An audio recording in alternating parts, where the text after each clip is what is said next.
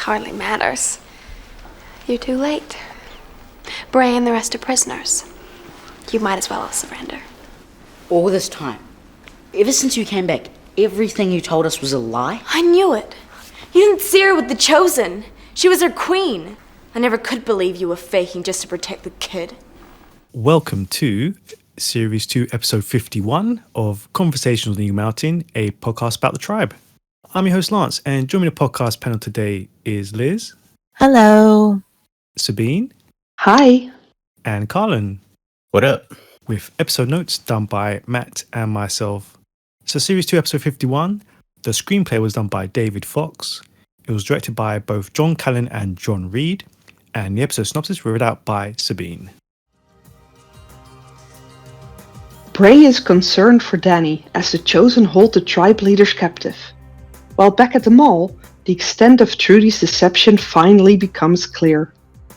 First thing I have to say about this episode, I don't know whether it's the script or the direction, but for me personally, I feel like something's not hitting the mark here. I don't know. It feels almost like there are too many unnatural pauses between what characters are saying to each other. I don't feel like it matches the action all the time. It just doesn't. The script isn't very impressive. You know, it's some scenes that are good are just because the actors themselves are really good, but I don't feel like it's because of what they're been told to say. And then there are just these scenes where it's just like there's these very unnatural pace between how these characters would be reacting to what's happening in front of them or what they've just heard. And I don't know, there's just something about this episode just didn't. I mean, granted, there are good scenes in it, and again, I give the props to the actors for making those scenes work. But then there's just too many scenes where I'm just like, this feels unnaturally slow. Either it's the direction or the actual script that's just not making this feel like the urgency it should have, given what's supposed to be happening. Do you know what I mean? Yeah, no, I felt that. I didn't feel the script really worked for a lot of it. Yeah, we're going to get into individual bits, but yeah, I didn't feel like it worked personally. But yeah, let's start off with the cliffhanger. I don't know anything. No, you must know something. How many of them are there? What are they planning? Is Danny's life in danger? Well, you heard the man, huh? She doesn't know anything. Leave her alone. Just tell us, you little traitor. Lex, what are you doing? Just leave her alone. Tensions run high as a frustrated Bray and Lex piece together the fragments of information that they have in the face of the Chosen threat. And Lex takes this moment to state that he knew all along that something hadn't been right with Trudy and how she so easily returned. But Bray is trying to think of their next move and how to save both Danni and the other tribal leaders. They turn to Patsy for answers, but only succeed in scaring her off when Ryan intervenes.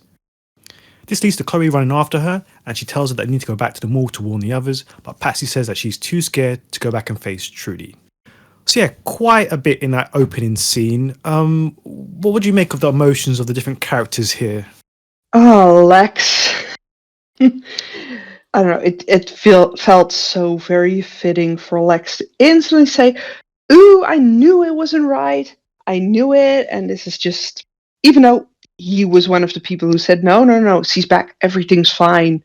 There's nothing wrong here, everything is fine. So, yeah, I mean, I get why he does it, but, you know, it's just very Lex.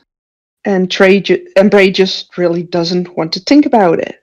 He just wants to save Danni and not think about anything this has to do with Trudy.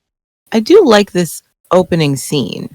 Again, the dialogue's not the best, but I feel like the actors are what make it work. It's like they know how their character would react to such a thing happening, and they really embodied that. You know, what is Bray's knee-jerk reaction? To kind of go into a sort of denial. You can see on Bray's face, he is questioning everything that has happened up to this point, all of the things he's ignored, all of the things he wanted to brush under the rug, and it's all just coming to roost. And you can see the panic on Bray's face. And the only thing he can focus on is just getting Danni out of there. But he has nothing, he has no solutions to offer, because that is very Bray. You know, in a moment of crisis, it is hard for Bray to come up with a solution because he's at war in his head. That's what Bray does. You have Lex.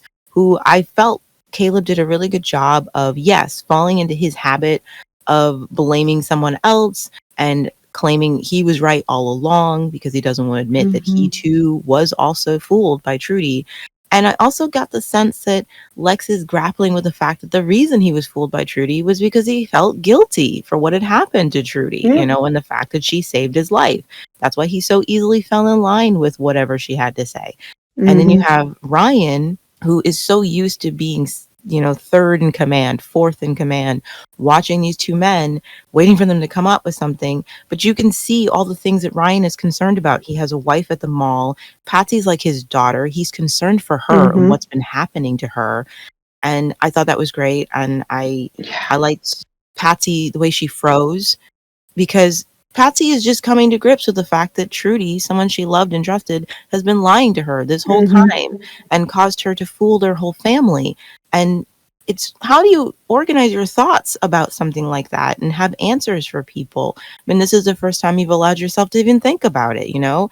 And just so instead of flight or flight, she froze. You know, she has nothing. She doesn't know what to say to them. I don't know. I know nothing. I don't know. Because she can't think about what she might actually know, you know? And so I think the actors saved the scene because they did such a great job of conveying what the frick you'd be feeling at this moment that you just found out that, yeah. Patsy was just so perfect in the scene. Her panic so sincere, and I have to say I was really glad that Ryan jumped in when he did, because of course Lex would go to her and Bray would go for, what do you know? Please tell us, what do you know? So yeah, Ryan stepping up and protecting her. It felt good to see him in that position again. Yeah. Again, I think the actress who played Patsy should have had a bigger role in the entire series. I don't know why. It's almost shocking that like someone with this much talent is just like, no, you're going to be a background character. I think that's appropriate. Yeah, so it's a nice scene, great emotions. I do agree it's nice to see Ryan protect someone or being that protective, I guess the father of the tribe, because he's pretty much gonna, I don't know, me personally, I feel like his character goes downhill after this a little bit. The high point of the episode, in my opinion. Like, it's the best acting, best emotional response that the episode has to offer. But that's just how I feel. And I don't feel like any of the other scenes really capture like this genuine reaction to what's going on. It kind of goes a little, like every other scene after this is a little lackluster compared to this one that pulls you in. Yeah, I was just going to say, I did like how like Bray let Lex go all out on Patsy, because he was as frustrated himself about not knowing what was going on and what the situation was with the Chosen. Yeah. Do you think Ryan should have intervened at that point? I guess it's not a question of should he. It's just that's what Ryan would do. You know, Lex's reaction is completely valid. You know, I went through a period where I was just like, Patsy, this is all your freaking fault. How dumb are you? And then I had children, and and it continued even more. So I cannot blame Lex for reacting the way he does. Yes, Patsy, give them some friggin' answers. Tell them what they could possibly do. There's just no way you could have been in Trudy's pocket this whole time and not have some useful information for them. What was the point of warning them if you have nothing else to give them? And like you said, Lance, the fact that Bray even lets that happen, you know, because he's dealing with the fact that, are you friggin' kidding me, you know? But it wouldn't have made sense if Ryan didn't interfere, even if he shouldn't have, even if he should have let, you know, them maybe scare Patsy and to give them any information. It wouldn't be Ryan to allow that to happen, you know? And I don't even know if it would have worked, because the thing is, you can scare people into shutting down. So that's what Patsy was going to do with that kind of reaction. She was already terrified of the reaction to people finding out that she had been fooled by Trudy and could have warned them. And her reaction is to shut down. So yeah, should he have said anything? Maybe not, but I don't think it would have made that much of a difference. I think Patsy would have still run off terrified and crying. And to be fair, that's what Patsy does. I mean, for me, it reminds me of the scene early in the season when Brady was first taken. Trudy having similar responses as Lex does to Patsy with a, "Where's my child? You must know something." And everyone instantly going, "Ah, that poor girl, just, leave the poor girl alone." But Patsy would have not been able to tell her anything anyway, but in this moment, I highly doubt that Patsy would have been able to tell them anything either. Yeah. Trudy kept so much from her, Would it have been useful for her to tell them, "Yeah, well, the Guardian did try to kill Ebony, but she's still alive"? Would that have helped? No. Maybe, but she wasn't going to do it. Yeah, I agree. Patsy's just the perfect pawn for this kind of thing to happen. She's not really the smartest smartest girl out there. She's one of those people who requires a very calming, catering environment to be able to think straight and say what she knows. And this is not the environment for her to be able to gather her thoughts and consider the things that Trudy has said to her and put it together and think, okay, well, Trudy said this, so maybe it implies this. She's not in that headspace. She can't do that right now. It's too panicky. She's too afraid. There's too much happening. She was never going to be able to give them a coherent answer they could work with, regardless. And they are not in a position where they can mollycoddle her anyway. So I think it went the way it was going to go, given the circumstances they're in. Sure, later, Patsy would be able to, when she's calm and had time to think about it, be like, okay, these are the things that Trudy told me. And this is what can be inferred from those things. But right now, no. No. She can't tell you anything useful. I do get that she's terrified, though. Her telling Chloe that she's too scared to go back and face Trudy. I get it, because honestly, Trudy's been terrifying. Especially to Patsy. And after what happened to Ebony, surely this girl thinks, okay, I'm next. Loving someone you're afraid of is a terrifying position to be in. But it's totally fair to be like, this is all your fault, Patsy! You stupid kid! Yeah, she's so stupid. I do love Lex's line after she runs off, and I think Ryan says something to Lex, but whatever. I love what Lex says. Just, she sold us all out. It's such a line of resignation. It's honest, this kid's useless to us, and they all screwed us over. These three guys are in the same position, and Patsy ain't gonna give them any answers. They gotta figure this out on their own. Since the time of the loneliness, you have fought a futile war for control of this city. Its streets have echoed with your battle cries. But who among you has profited from this? Do you live like kings? No. You live like rats. Inside, the Guardian dangles a tantalizing offer to the tribal leaders, putting an end to all the fighting and uniting the city under Zoot, with the tribes retaining control over their own sectors. Danni is defiant and tries to rally the others, but the Guardian threatens to burn them all to the ground. One by one, the tribe leaders all kneel, except Danni. So yeah, what did you make of the Guardian and Danny's arguments to the other tribal leaders? And is what the Guardian offers truly that much different to the Morats? This scene pissed me off, but go ahead. No, go for it. No. I want to hear it. No, go, yeah. Carlin, please. Yeah, please. This scene pissed me off. What's his face? The dude with the helmet? Whatever his face is. Color blocking? Yeah, color blocking. This guy was talking so much ish in that tribal dance episode. Oh, the Morats this, Morats that. We need new leaders, this and that. And he is the first one to cower in front of some real danger. This was the start for me that made me hate this entire city that the Morats keep protecting. Why do we keep going out of our way to protect idiots, to protect cowards, people who can't think for themselves? Dal had the right answer all along. We should just leave the city. Just leave it. Very fair. I had forgotten he was the same guy, but now that you mention it, it's like, yeah, he was the first big mouth to just constantly be causing trouble and saying, oh, the Mallrats this, the Mallrats that. But you're right.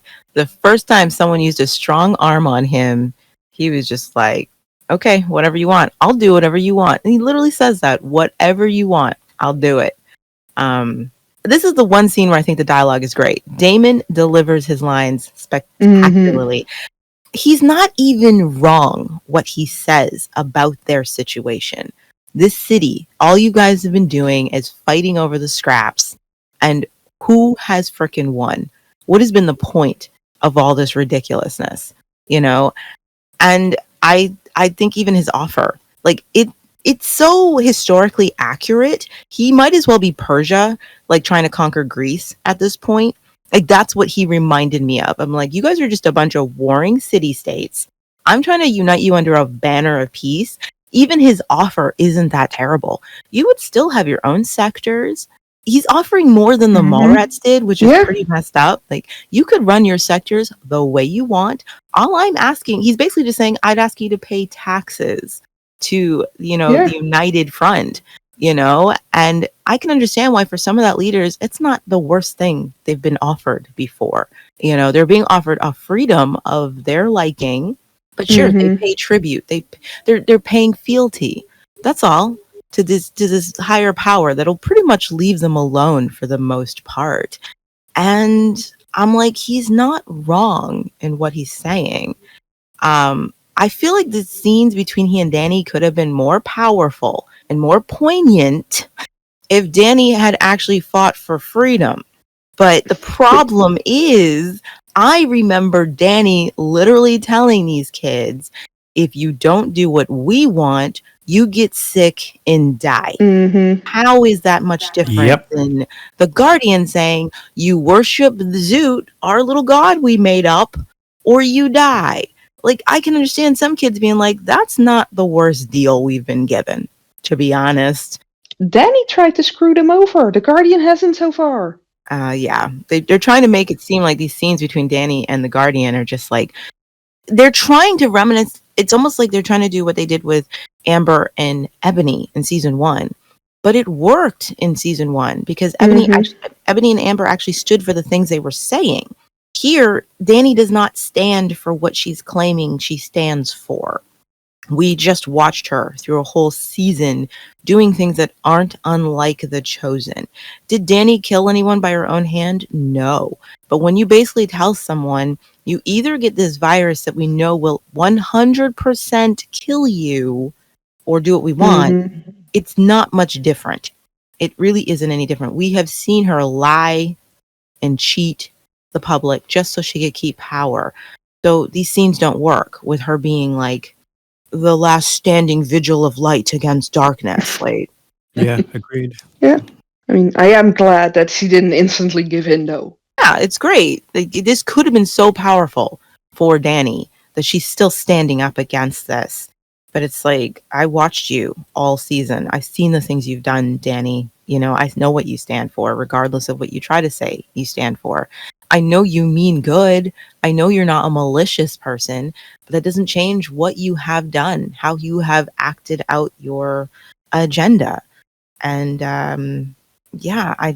you really don't have a leg to stand on in this conversation with the Guardian. Interesting how nobody really tries to fight the people around them. They're standing there, they're talking, and they're waiting. It makes me sick. I didn't like that. Yeah, I thought that was a bit. Especially that girl with the purple makeup. She makes me sick too. I remember her. It's not surprising though.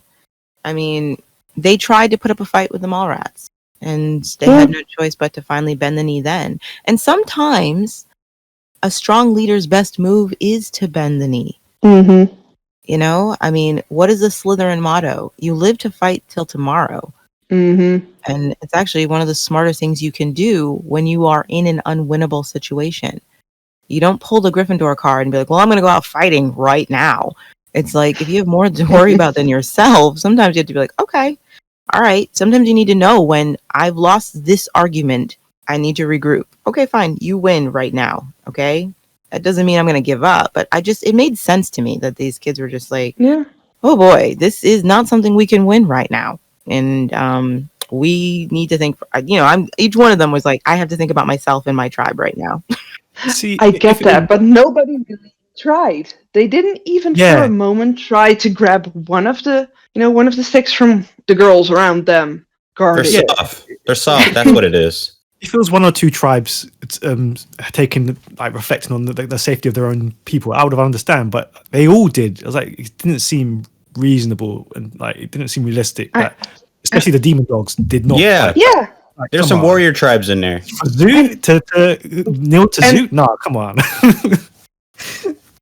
I agree with you guys. Then this is where I felt like the script it felt like it wasn't keeping up with the urgency of what should be happening. The fact that there is nobody who once reacts physically to this imposing force who waltzes in with weapons. Not a single one of them had an instinct to be like, what the heck is this, and fight. I agree with you. That's just like, somebody would. Granted, yeah, you'd stop it dead in its tracks or whatever, but that scene should have been there. It should have been somebody. These leaders shouldn't have been taken so easily. I do feel like there could have been fisticuffs. Obviously, the Chosen would win those fisticuffs, but they should have existed. There should have been a few punches thrown, and they're overpowered very quickly. And it gives, oh, okay, we are overpowered. We can't beat them physically. But you're right. The fact that not a single one of them even considers it to throw a punch against these guys, come on, and that's where I feel like the script just isn't capturing the urgency that should be there in this episode. I'm wondering, though, the rest of these tribe leaders, they've been in that meeting with Ebony before about how dangerous the Chosen are. I wonder if they still did take that to heart at this moment. I don't know. I feel like from this moment on, every tribe in the city that isn't a Mallrat just is background fodder. Like, they don't have any personality. They don't have anything they personally want. They don't have a point of view. Until we get Maz, none of these tribes have a point of view, have any drive, thirst, anything. They are just background characters who are there to go along with the flow. And because I miss them being more argumentative and having points of view. Even if I didn't like their point of view, they're supposed to have one, and yeah, just from this episode on, they don't have one. Again, until we see Maz, there will be no tribe that's like, this is what we stand for. This is how we feel. We're argumentative. We're going to give you crap because we don't agree with you. And it's like, that's how they should be. Maybe they didn't argue because they were that sick of the Mallrats. I can't believe. Oh my god. Maybe if he'll capture the city, he'll capture Danni with us too.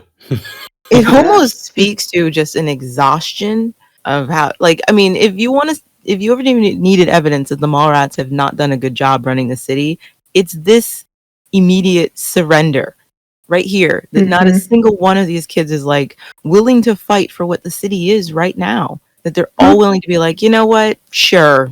Let's check out what the new king will do.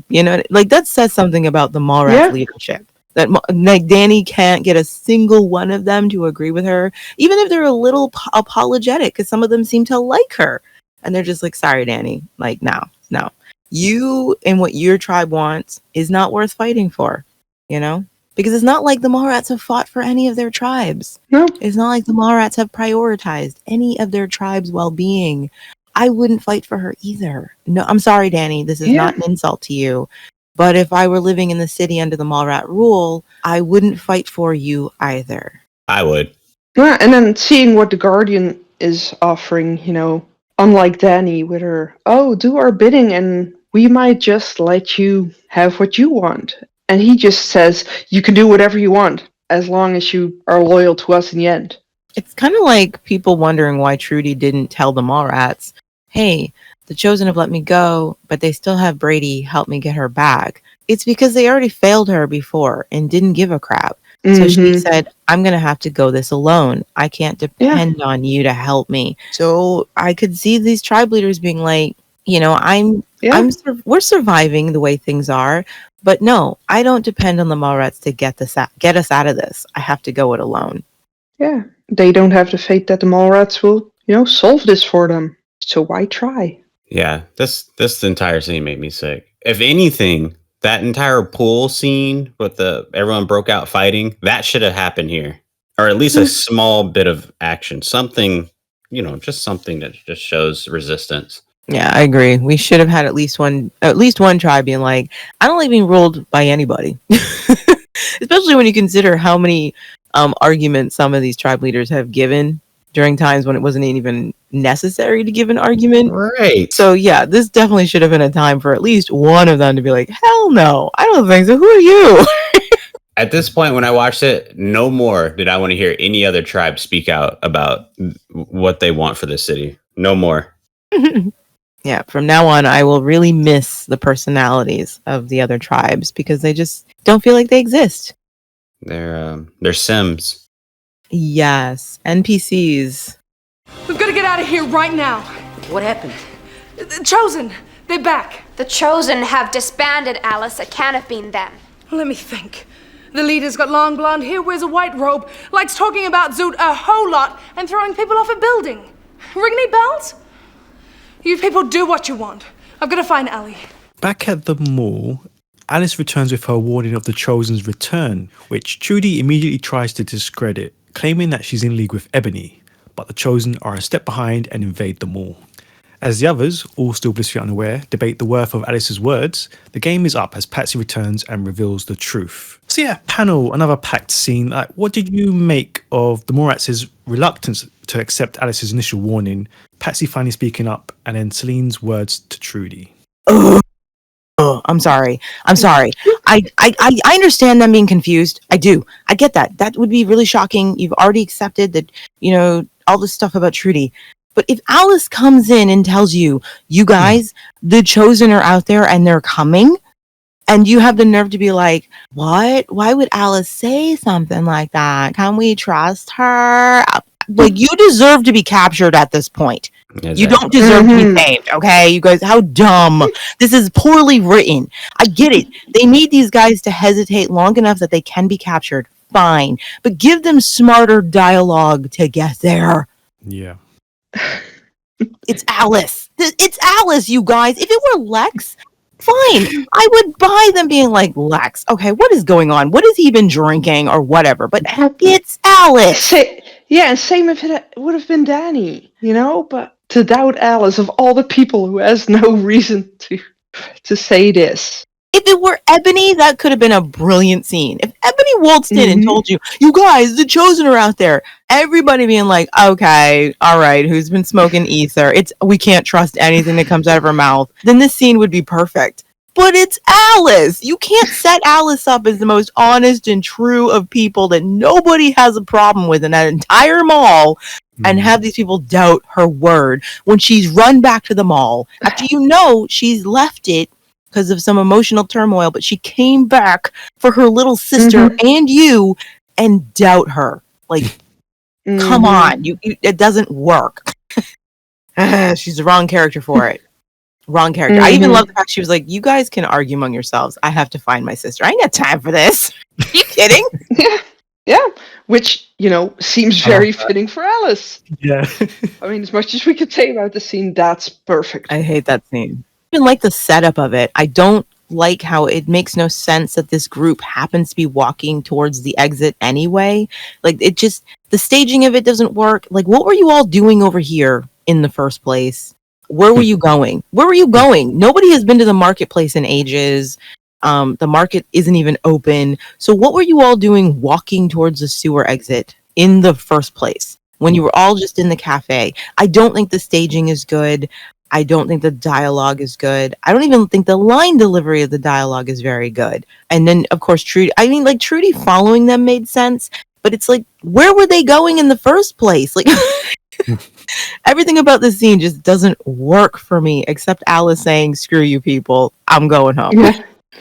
And then, I get why someone like Celine would instantly try to doubt, that little bit, because she trusts Trudy and she doesn't want to think bad about her. But, and then Patsy coming in there and it's like, okay, fine, let's grab her. That Trudy was able to make them doubt Alice blows my... Trudy, you're good. You've been great. But no, come on. I mean, Celine had barely anything to do with Alice until now. So that she doubts, sure. But the rest of them? I just don't buy it. I don't buy that she could waltz in and convince them that Alice is working with Alice. It all makes sense. And for them to actually be like, you know what? She might have a point. Are you kidding? Are you kidding? No. I'm sorry. You're not going to make me buy that. That is just stupidity.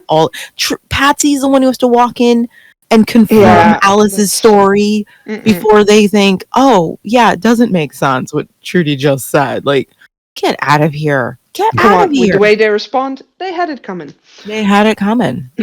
And as for Celine, instantly going, don't hurt her. Why did you do it? We've been through so much together. This and this and this. And you can see it on Trudy's face that, it hurts when Celine mentions this and that he's going to do this to them. But, he just can't. He can't with them anymore. Did anyone else think that Tyson's comment of, Trudy, what's this about? Was the worst line delivery in tribal history? She was in on it. What was wrong with Michelle today?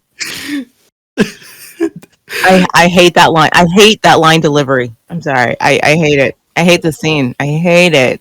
Trudy, what's this about? Like, what is wrong with all of you people? Are you sure, Tyson? I thought she hated you. Which I thought, Trudy, that was funny. That was a funny line. But yeah, just the slow. There's no urgency. This was a poorly written scene. In fact, the only one I think who kind of works is May. I like May, and I like Antonia, the way she delivers her lines. But everybody else, it's just not working for me. I hate the scene. There was a better way to get them to a place where they hesitate long enough that they get caught. They could have been smarter. This could have been written. It needed more. It needed to be gone through more, because this is just the first draft of a scene written, and it's bad, and it's poorly delivered. It's poorly directed. There's no urgency. There's no energy, and it doesn't even make that much sense. Celine's begging did make sense to me from her character. I don't know. It felt a little on the nose to point out those specific things. I just don't feel like that is what someone would actually say in this moment of betrayal. I don't think they would go back to these very important moments in the show. What she said felt like it was for the audience, but not for what Celine would say in the moment of finding out and realizing that Trudy's betrayed them.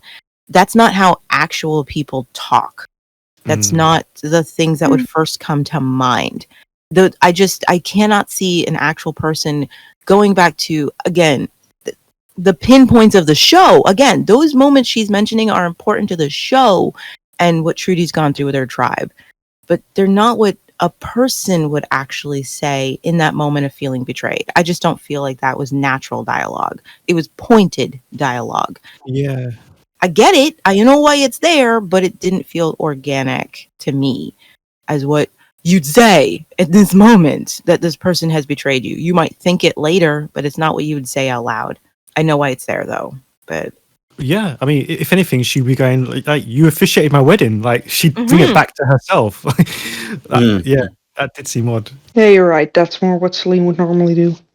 And it's not an insult to Celine. It's just human nature. What we first think about when something happens, we don't think about the poignant moments that someone else would register in our lives. We're thinking about the stuff that would register for our life, for us, and these things she's saying they're pointed toward the audience so that we can think of what Trudy's really doing, who she's betraying. And it's like, maybe Bray would have said that, like it would make sense for Bray to be like, I delivered your friggin' baby. What the heck are you doing?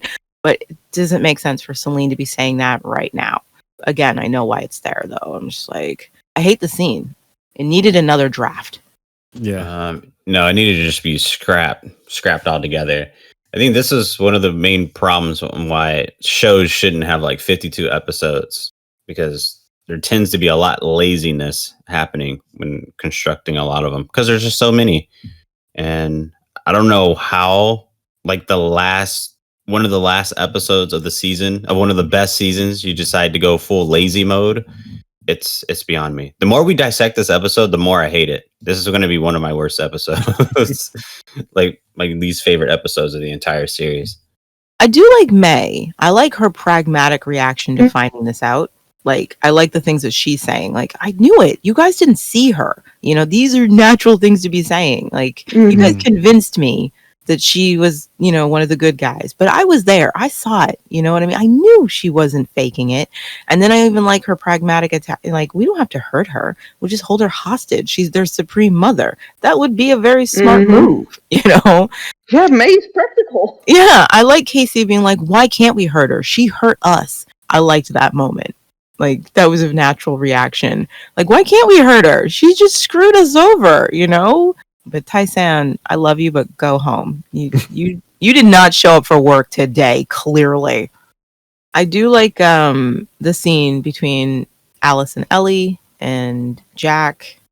Even what's going on with Ellie and Jack. Just that, you know, that basic tension of him being uncomfortable with all the romantic happenings in the mall. And clearly he's thinking about what that means about he and Ellie's relationship and the expectations that'll be on him. I even like the little misunderstanding as he points out he's jealous of the others, but we don't really know why he's jealous. We see that Ellie infers it as something else, and then it turns into this stupid misunderstanding. I don't know. There was something natural about that conversation between the two of them. And I thought that one was okay. You know, that one worked. It was okay. Yeah, because it just, you know, looking at Jack, it just felt like he was jealous, but more at how easy it was for everyone else. You know, they seem to be able to do these things so easily, and then there's Jack, who gets uncomfortable by all these things. It wasn't a proposal. It wasn't a proposal, and Ellie staring at the baby. With, I get it. This is about that's cute. Sex. No, that's what I meant. Like, that was a natural misunderstanding. Like, it was organic. And Jack's fight or flight kicking in when he hears Ellie and Alice in the hallway crying for help. And I'd hide too, Jack. I'm with you. Yeah. I'd hide too. It's totally a Jack move. These aren't my kids. I'm hiding. And another chosen that doesn't know how to look for things. Yeah, well, they weren't trained for that. That's true. They have a whole mall to take over. So if you're not within sight, you're safe. Actually, I might give this chosen a pass because that bed is so low. That cot is so low to the floor. I might not have thought to look under it either, because when Jack sticks his head out, I'm like, how did you fit under there? Yeah, well, he's a teeny tiny skinny boy. Oh my gosh. That thing looks like it's only 5 inches off the floor. I don't know how he got in there. I have to hand it to Jack. He's fast if he wants to hide. He was. He's probably had a lot of practice in high school, but he's fast. Hide now, fight later, man. I do think I wish they had done better with the blocking, because there's some characters where I just don't believe the Chosen could hold them down. And every scene where they have someone trying to hold Alice back, I don't buy it. Yeah. Like, I get that they're supposed to be holding her back, and that's fine. But every time they film it, I don't buy that these kids are overpowering Alice. I mean, the only way to overpower Alice is by holding something sharp to Ellie's throat. And just like the way that might stop her. It's the staging, it's the body language, the fact that these kids don't look like they're actually straining themselves to hold her back. Because then if they actually look like they were putting some work into it, I'd buy it. But they're usually barely holding on to her. Again, I get it. It's probably, stunt work and stuff. It's questionable. But I'm like, dude, you need to convince me that Alice, who took out an entire militia on her own, you have to make me believe that these kids are holding her back. You can't put 2 toothpicks on either side of her and convince me that Alice didn't get out of that hold. Come on. Like, I don't buy it. When Alice's arm is bigger than the person holding her, maybe you need to just use a different actor. Yeah, for some reason, most of the Chosen are very, very short. They're very tiny. They're very, very tiny. It's to make Jaffa look taller and bigger than everyone else. And he's not a short person, but I just don't know why they didn't use their weapons. It's just a bit weird. Yeah. I would have liked to at least seen Amalrat, someone injured, like because they were fighting, and that's why the Chosen were able to overpower them. And it's like, okay, but not even Tyson fought back, and people are like, oh, Tyson's a good fighter. I'm like, have you ever seen her fight anyone but the time she kicked poor Zondra in the face? Like, Tyson's not a fighter. She won't do it. I mean, I could get why Celine wouldn't fight back, and also why May wouldn't fight back, because May has seen how these people are. She knows her best bet from now on is to just play along. Yeah, and I don't think she's a fighter either. That's not how she wins. That's not how she gets around. It's not how she survives. Yeah. Yeah. She goes for the safest, easiest way for her. Mm-hmm. But yeah, if you want to hold Alice back, at least try and harm Ellie then. Like Lance said, use a weapon. Yeah. Show her being slightly injured, you know? I mean, she's the one character who literally walks around wearing armor. Come on. Mm-hmm. Oh, great. So what are you trying to say, Jack? It's hopeless? Look, I know you feel bad about what happened back at the mall, but you have got to get over it. If you tried to save Ellie, you would have captured yourself anyway. You're right. Because I'm not a fighter. I'm not a hero like you. What are you doing here, Jack? Huh? What are you doing here? Don't you get it? It's not about being a fighter. It's about not giving up. As they return to an empty mall, Lex blames Bray and Danni for what happened and wants to take charge from here on out. But Ryan stops them arguing and takes them to a traumatized Jack, who is racked with guilt at having hid when Eddie and others were taken away. Later, Jack tells Bray that he's ashamed of not being a fighter like him, but Bray wants him to snap out of it, telling him that fighting back is more about refusing to give up. So yeah, I mean, what did you make of Jack's kind of trauma and shame here, and Bray's words to Jack about there being more than one way to fight? Jack is in a shocked meltdown mode. I think for me, that's the best way to describe it. He's just fully stuck in his head. You can see him moving slightly back and forward, just so shocked about, okay, they've taken her away, and I wasn't taken away with her because I was scared. I didn't protect them, and he's just overwhelmed with everything that happened and his own role in that. Yeah, that's all. This is another scene where the acting is too good for the episode. Michael does such a good job. Like, it's almost like, Michael, you didn't have to go this hard in expressing his emotions because this episode didn't deserve it. But again, it's another scene where it's the actors who are saving the dialogue because they're performing so well. Michael is just so good in conveying the shock and shame that someone feels when the moment happens to you. You might have imagined it in the past, like, oh, I would do this when the zombies come. And then the zombies came and you reacted in a way you never imagined. And you are completely, traumatized by that because you're just like, that's not how I thought I'd handle this. And being ashamed of yourself for that, even though he has no reason to be ashamed. He's in a much better position to help Ellie now. So kudos, Jack. But I understand why he doesn't see it that way. And Michael, damn it. You were too good for this. You were much too good for this. And I do like what Bray says to him, even if I'm not crazy about the dialogue, the message of what Bray is saying to him, that he can't get hung up on these specifics of how he handled this because there is more than one way to fight.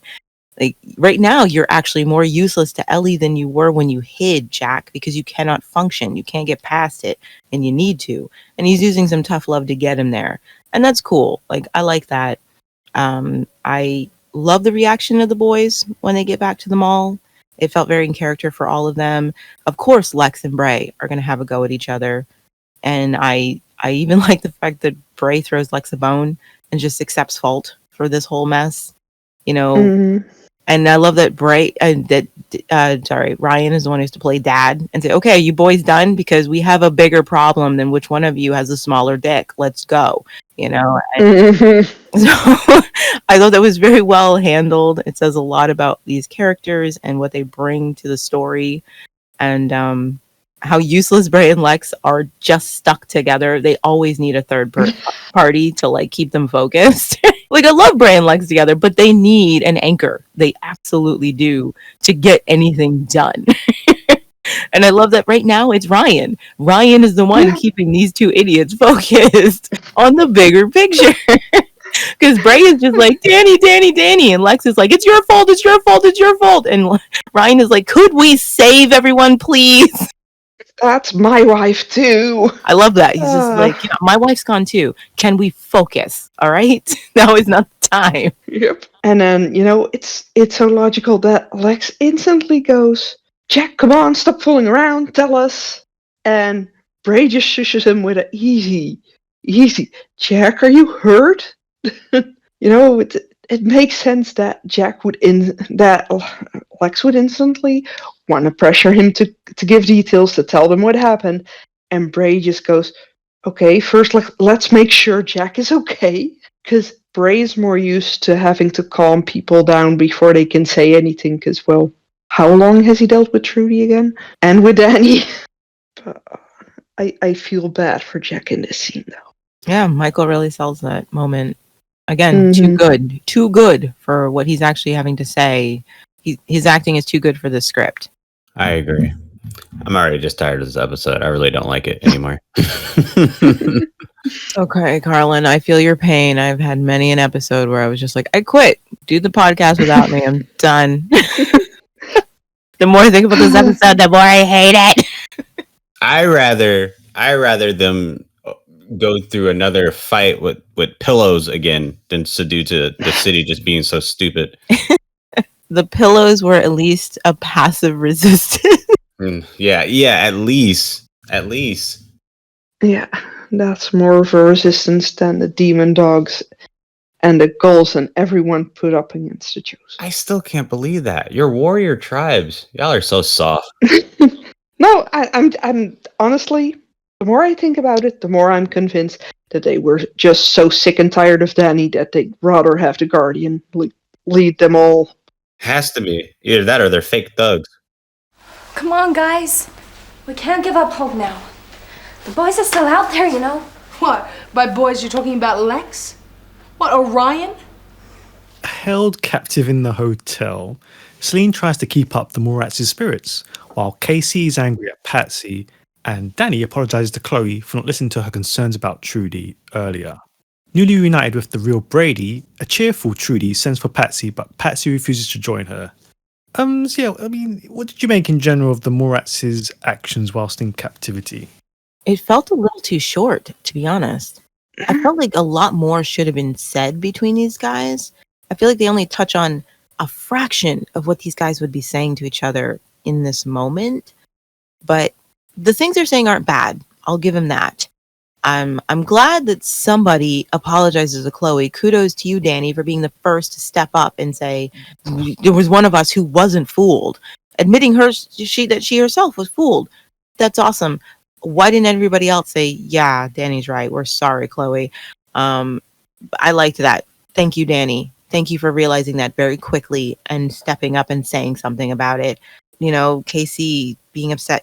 I love how now Dal's like, Casey, shut up. We all were fooled, okay? There's no point in just blaming Patsy when every single one of us fell for what Trudy said, because none of us wanted to deal with the guilt that we felt about Trudy's situation. So we were eager to believe whatever she said to us. I like that from Dal. That made sense from Dal. Patsy literally just in tears, and Chloe comforting her, and the awkwardness between Ellie realizing she doesn't know where Jack went. He didn't rescue her, but maybe he got captured. He didn't run. No, shut up, you guys. This is not the time to be talking about this, and the fact you can see Alice is still a little bitter about the guys because she's just like, oh, we're supposed to be happy that Lex is out there, Ryan is out there. Like, okay, Alice, chill. And then Celine being the one to go, oh, but the guys are still out there. That just didn't seem very fitting, at least not about Ryan from her point of view. It makes sense for Celine because she's always waiting for someone to rescue her. And Bray is still out there. Yeah, the men are still out there. They'll come back for hunting furs and they'll save us from the engines. That's very Celine. So. They're in character. I will give them that, even though I feel like more should be being said during this conversation. But and Ellie's first instinct, oh, Jack must have been overpowered. She has no illusion that they didn't capture him.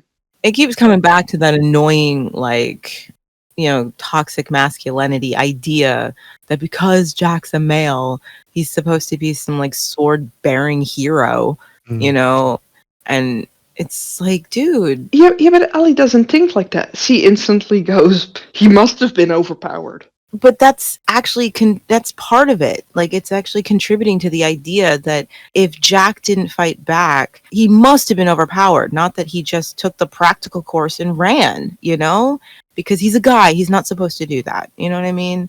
Like, it just speaks to that old world idea that the guys are supposed to either beat the captives or be overpowered. They're not allowed to be like, I did the smart thing and took off. Okay.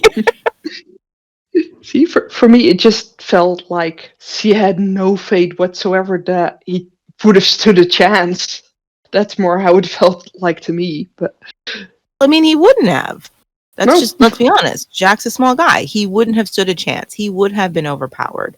But it's not like that's a bad thing. You guys were easily overpowered. You should be looking at Alice saying, how the heck were you overpowered, Alice? Oh, hey, Tyson, what the frick? Your spirits didn't tell you this was coming? Like, I'm Nope. saying, there's some things you could be slapping at some of these people. Crystal Ball had a day off. This is the one time I'm going to say, leave Jack the heck alone. Right? Leave him alone. Ellie, I love you. You are not worth Jack getting a black eye over, okay? Nope.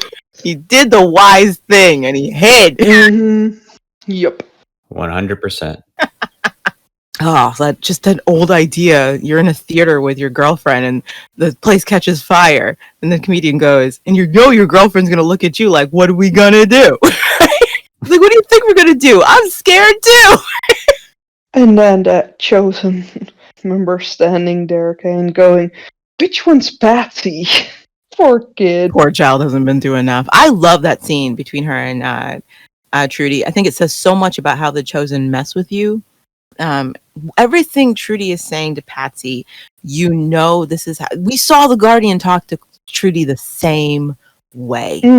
When she believed Ebony and helped Ebony get away, and of course Ebony betrayed her, and she's left crying, devastated.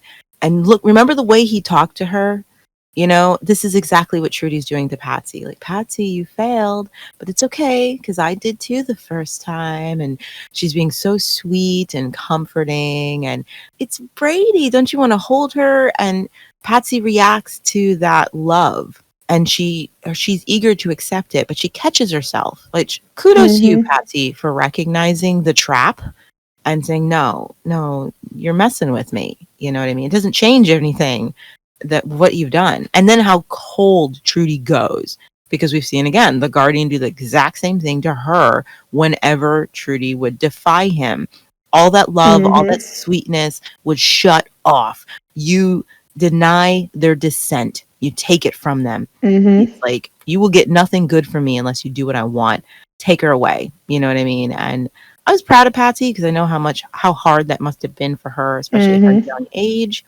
And it's like, kudos, you're not a smart kid, but that was cool. That was cool for you, because that was a scary moment of confrontation for her. She's still an idiot, but they're all idiots. Yeah. She at least has an excuse for being an idiot, I guess. And that look on Patsy's face moments here. It's Brady, the real Brady. She instantly lights up with, okay, yes, please, let me hold this child that I lost. Yep. And yeah, the moment he calls her princess, it's just, you can just see her face drop. Zoot is merciful, you are forgiven. And instantly going, no. How quickly Antonia's face changes. It's great to see. Yeah, I like that consistency of what the Chosen do. They were really good at doing that here in season 3. It leaves so much open to understanding of what Trudy went through, watching what Jaffa was doing in the cave, and then seeing how she was with Patsy. It just paints a picture of how they convert people, what they put them through, how they emotionally torment them. I think they just did such a great job with that in this season. And I do think that in this moment, Trudy is frustrated that Patsy dares to say no to her in this position. Yep. because he wanted Patsy to just instantly fall in line, not just to have someone with her, but also, to show to Jaffa that, of course, he has this girl in her pocket. Wolf, where are you going? I was just going to get some air. It's so stuffy in here. Yeah, I know what you mean. How's that eye come along? I'll live. So, what did you do to deserve that? Oh, these people don't need an excuse to beat up on you. They're crazy. You okay? Yeah, why not? You're sweating. Well, I told you. I need some air.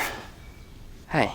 Brought to the hotel by Wolf, who claims to have been beaten up by the Chosen and sent with a message, Bray and others look on as the Guardian instructs the tribe leaders to publicly kneel and praise Zoot. Lex, ever the scammer, quickly realizes that Wolf is faking his injuries, and a struggle ensues between Bray and Wolf on the staircase, during which he's pushed down the stairs by Jack. And I mean, I personally didn't like how Jack's traumatic journey was ended in half an hour, but what do you guys think? Am I the only one who feels like Bray, Lex, Ryan, and even Wolf set this up so Jack could become a hero and get out of his funk? It just feels a little orchestrated. Mm-hmm. Yeah, a little too soon. A little too soon.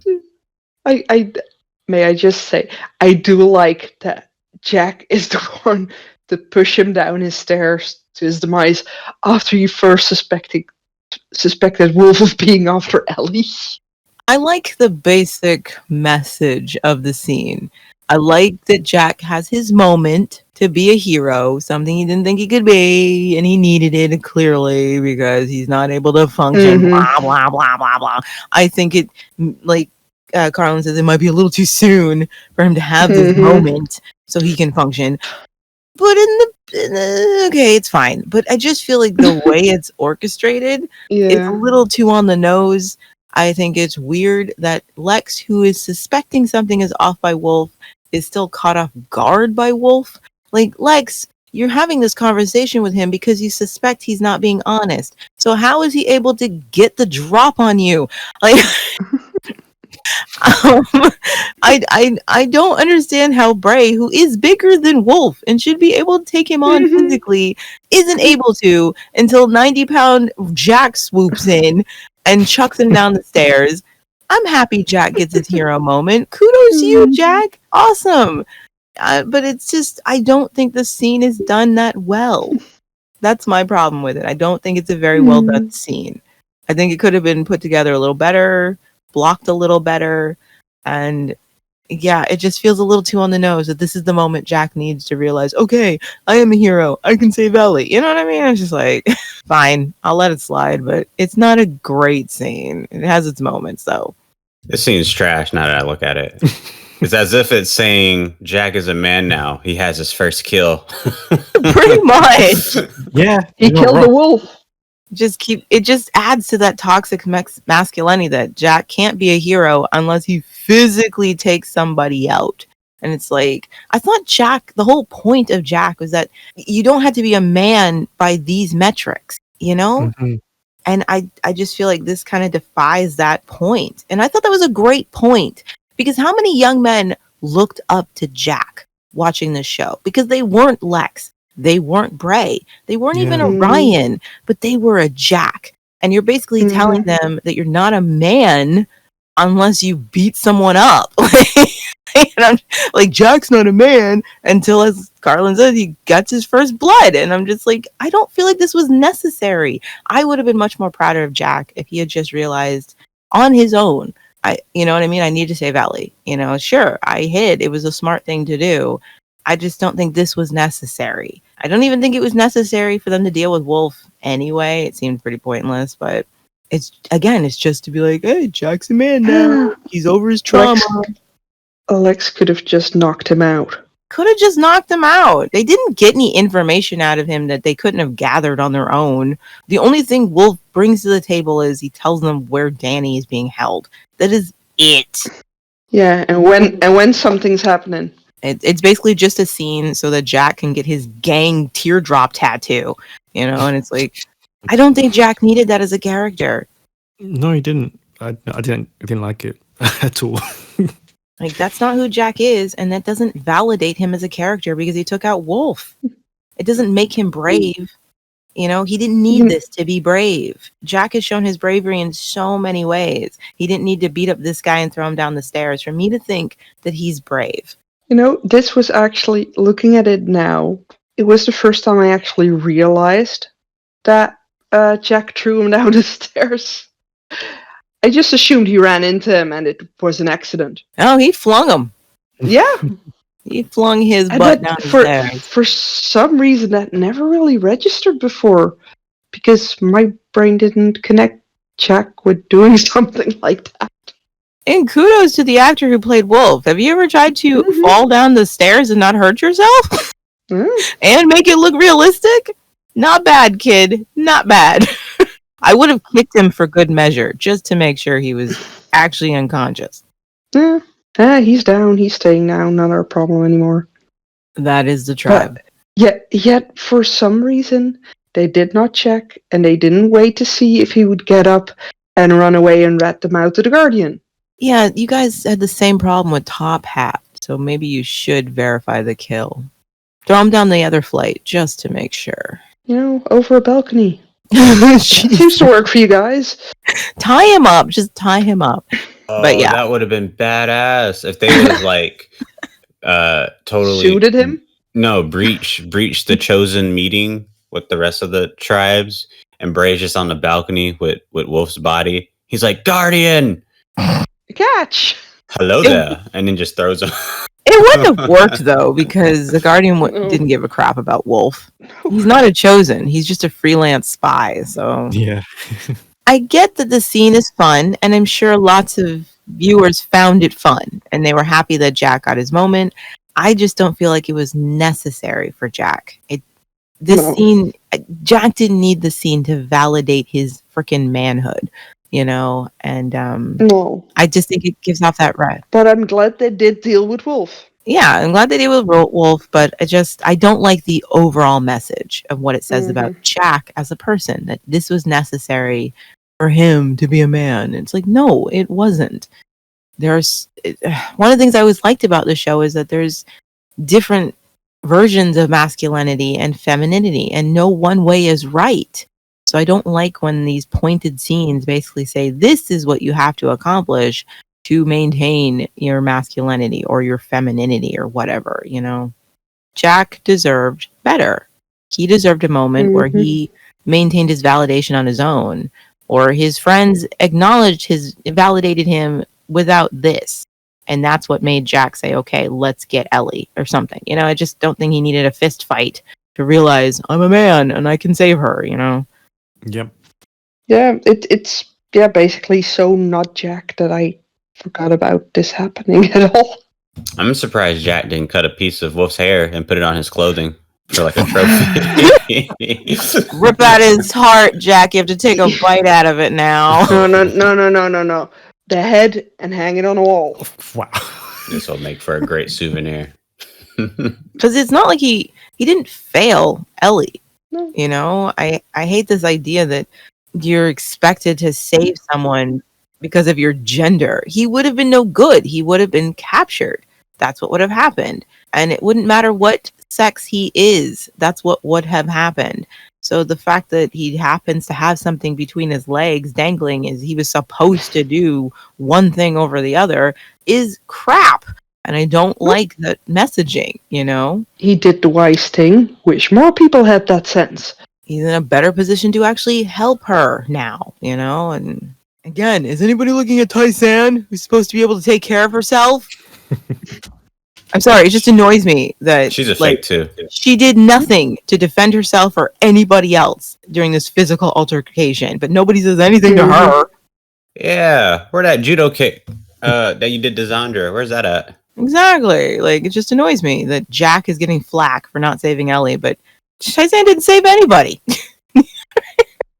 Okay, cool. That brings us to our final thoughts of the episode. Your leaders have seen the light. They have pledged themselves to obey the will of Zoot.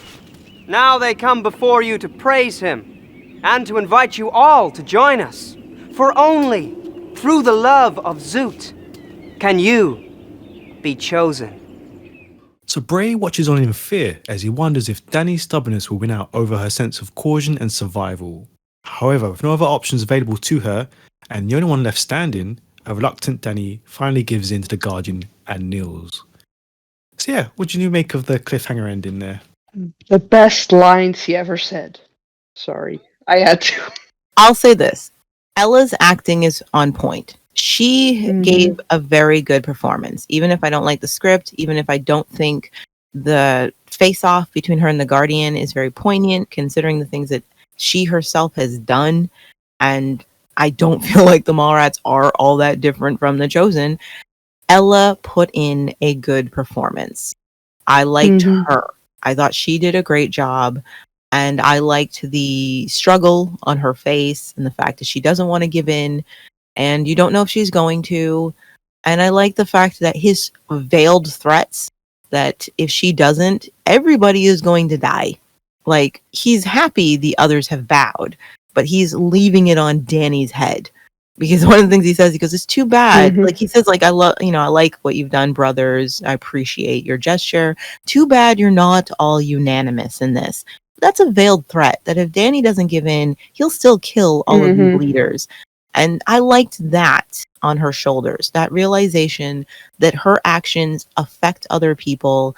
And in that moment, Danni said, all right, you know what? I am going to put people ahead of what I want, and I'm going to bow.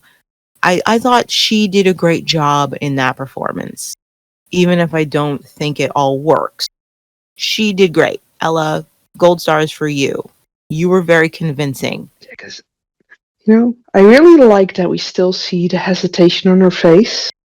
And you see Bray going on, what's the matter, Danni? Do it! Do it! Where I'm thinking, would he have said the same if it had been anyone else at that point? But yeah, just the way she looks at him, and they even have to force her on the back of her legs, and force her on her knees for her to have to say Zoot be praised and to his chosen victory. Just, she says it, and yet you can still see the level of defiance in that. It's annoying that the only thing, once again, that Bray cares about is Danni. Like, there's literally no one else he cares about. Like, I get it. He loves Danni, but geez, he has an entire mall of people he's supposed to care about, and not a single one of them popped into his head. He didn't know that Brady wasn't Brady until Chloe finally said something, but it never even crossed his mind that, oh my gosh, my niece is in danger. He doesn't have to care about Trudy. Fine, whatever. Shouldn't he be thinking, oh my gosh, the Chosen are back. Have they come for Brady? You know what I mean? What is Trudy doing? And is my niece in danger? Never crosses his mind. Just, Danni! And it's just like, is there nobody else in that building that you care about, Bray? Nobody? I just, it was annoying. It was a little annoying. just a little bit too much, but whatever. We have Ryan to care about everybody. He's the balance. It's not a great episode, and it really should be, because it's the what do they call it? The penultimate episode. Yeah. I feel like it should have been stronger. I just don't feel like the script services it well, and the direction is not inspired, and it doesn't have the energy it should have. And the actors are doing their best, and they themselves save several scenes with their performances. They're doing the best they can. But for the almost finale, it's a little bit of a dud for me. No, I feel the same way. It's just missing so much spark. I don't know how they've managed to do that. It's like, the second to last episode. I don't know how they managed to make it so flat. Yeah, terrible job. It's basically Bray and Danny's kiss in an episode. That's what this is. Yeah. It's like, this is what we were waiting for? Not impressed. It's like the pieces are good, but it's just not fleshed out. And it's like they've got the time to do it. That's what's the other weird thing. They've had so much time to do it. But no, I don't know. I know they feel like they were saving it all for season 3, but there was so much that could have been done in this part. It needed a better script, because the storyline of this episode is fine. It's fine.